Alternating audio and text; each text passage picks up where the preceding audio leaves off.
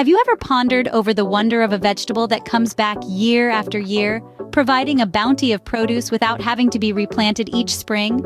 This marvel of nature is known as a perennial vegetable, a stark contrast to its annual and biennial counterparts.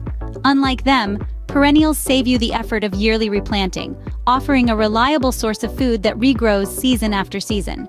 Now that you understand the concept, let's delve into the types of perennial vegetables. Perennial vegetables come in an array of shapes, sizes, and flavors that can be an exciting addition to your garden and your plate. Topping the list, we have asparagus, a springtime favorite that once established, can produce tender spears for up to 20 years. It thrives in well-drained soil and full sun.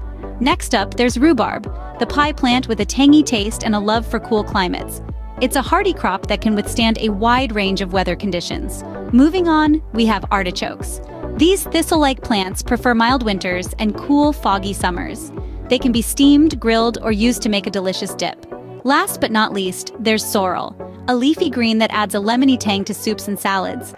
It's a cool season crop that prefers partial shade. These are just a few examples of the wide range of perennial vegetables you can grow. Let's summarize what we have explored today. Perennial vegetables are a gardener's best friend, resilient plants that return year after year, providing a continuous harvest.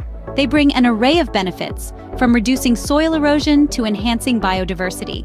We've dived into different types like asparagus, Jerusalem artichokes, and rhubarb, each with their unique characteristics. Remember, incorporating perennial vegetables into your garden can provide a consistent and sustainable source of food. Don't forget to like this video and subscribe to our channel to keep learning more about the fascinating world of gardening.